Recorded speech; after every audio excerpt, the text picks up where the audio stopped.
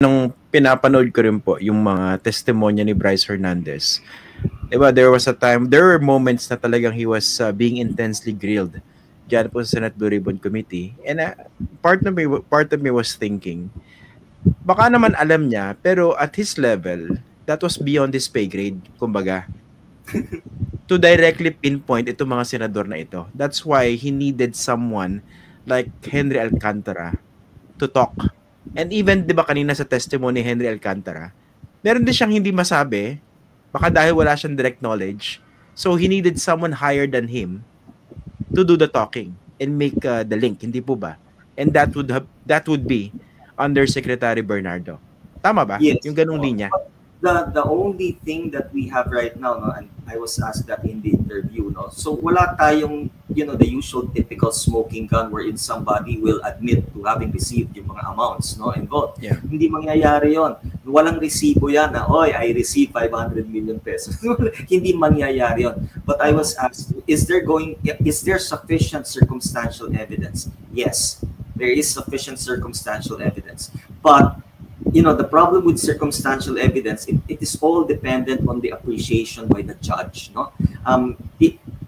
Makikita mo, ipagtutugma mo muna lahat ng object evidence. Ano yung object evidence? One, talagang either substandard or ghost projects yung mga proyekto. Number two, that these projects are supposed to be in the NEP or lumalabas na nandoon sa enrolled bill ng 2025 na, or that it is part of the unprogrammed funds. In other words, meron talagang hard basis na merong pera na nakalaan for that. Number three, that there are documents which would show na ginawa yung mga proyekto umano. No? And then lastly, would be, makikita mo alam na natin, merong pera. Hindi natin patidinay na talagang merong pera involved. So, what needs to be filled up? Natural, yung mga sasabihin ng mga tao involved. And that is where the gray area is. Well, at least for now, we can really, the public can actually be comforted with the thought that you now have two people corroborating each other. No, three people. You have JP Mendoza, you have Bryce Hernandez, and you have now Henry Alcantara saying this was the scheme. And this was the scheme that came from Yusek Bernardo. Ano ang missing link natin right now? Kung ano yung sasabihin ni Yusek Bernardo. Yun nga. So, pero in case, let's say, mag-clam up siya, hindi siya magsalita, what would happen to the revelation separately made by Henry Alcantara and Bryce Hernandez and JP Mendoza? Okay, so you do have their own personal knowledge about the supposed obligasyon in favor of the proponent. Yan ang hawak natin ngayon.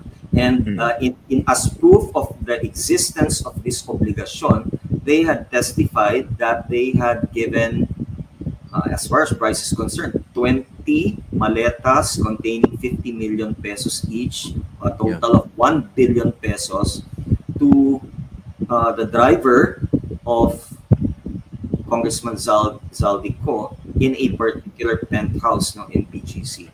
So yan, all of these details. And then Henry Alcantara also now said that on a number of occasions that he had personally delivered yung mga pera na constituting yung kanyang obligasyon to the residence of Congressman Zaldico.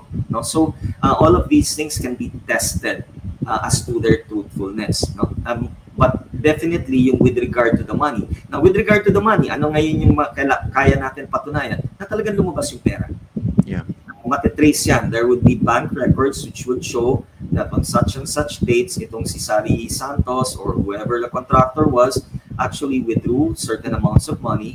No? And now, kung testimony nitong taong ito is that binigay nila kay Bryce Hernandez, then you now have again a series of provable facts wherein you can now arrive at a conclusion that what these two gentlemen are saying are true, and that indeed that there was indeed a transmission of 25 to 30% to the proponent as a consideration for the project. Okay. Iniisip ko lang kasi when it comes to criminal prosecution, guilt beyond reasonable doubt ito, hindi po ba? Yes. Sapat ba yung kasi hindi naman nila alam yung mga complete names nung tumanggap on behalf of a senator or a congressman. 'Di ba, aliases yung binabanggit, yung isa ron, if I'm not mistaken, alias Paul. So yung ganon, paano how can we make sure na hindi makakalusot yung senador o yung kongresista by saying, teka, hindi ko kilala kung sino yung Paul na yan. It can be anyone.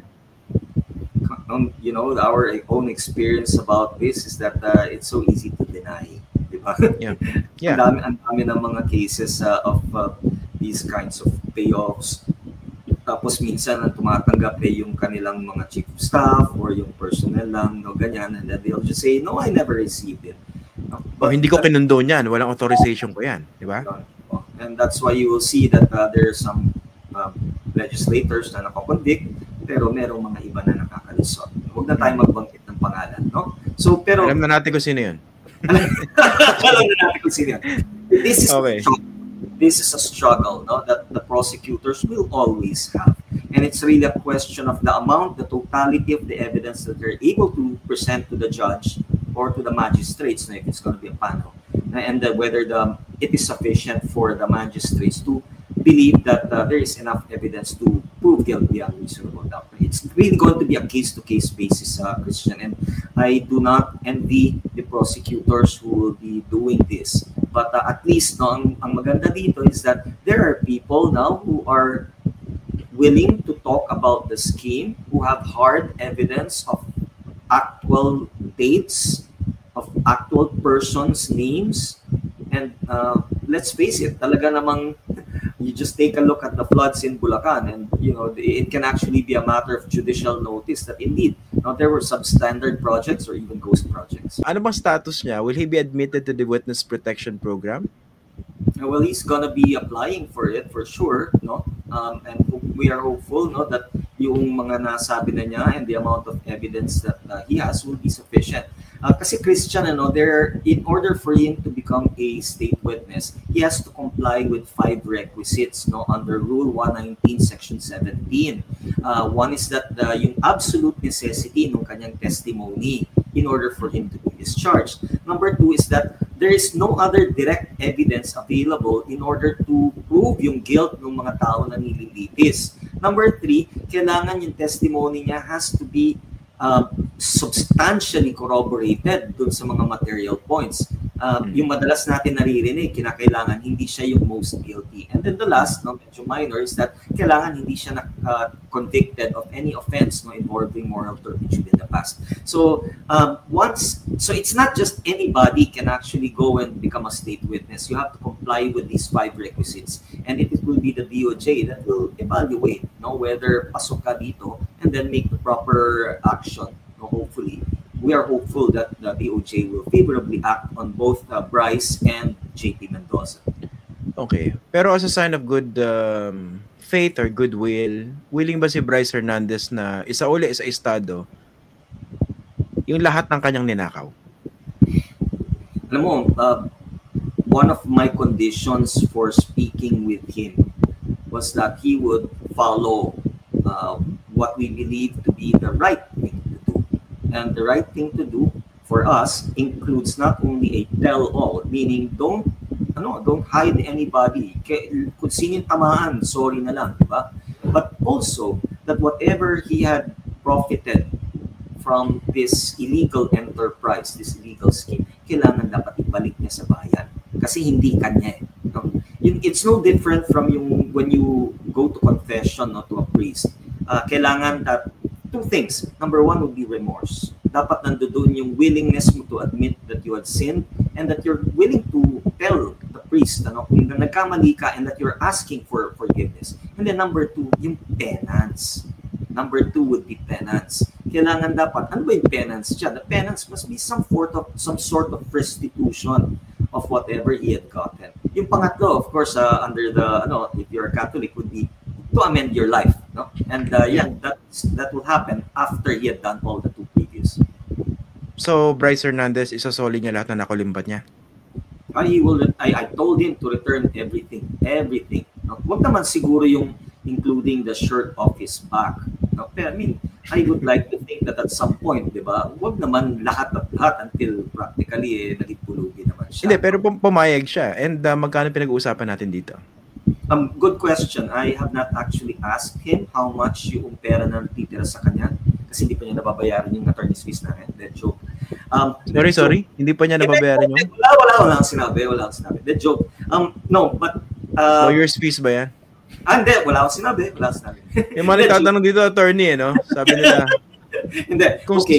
Sorry. Ito lang, may nagko-comment dito. Kung 70,000 lang daw ang sweldo ni Bryce Hernandez, how could he afford someone like you? Legit question yun. Hindi ko naman tatanungin, no? Basta mukhang may pera siya, pambayad sa akin, di ba? Pero hindi naman ako ganun kamahal, sobra ka naman. Pero may pambayad si Bryce, mayaman eh. Dapat lang, di ba? Kung hindi, iwanan ko siya. Then joke. Again, joke. I'm being flippant. Okay.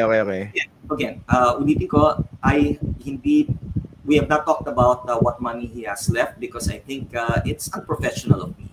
Okay? Yeah. So I told him already, isoli mo ang kaya mong isol.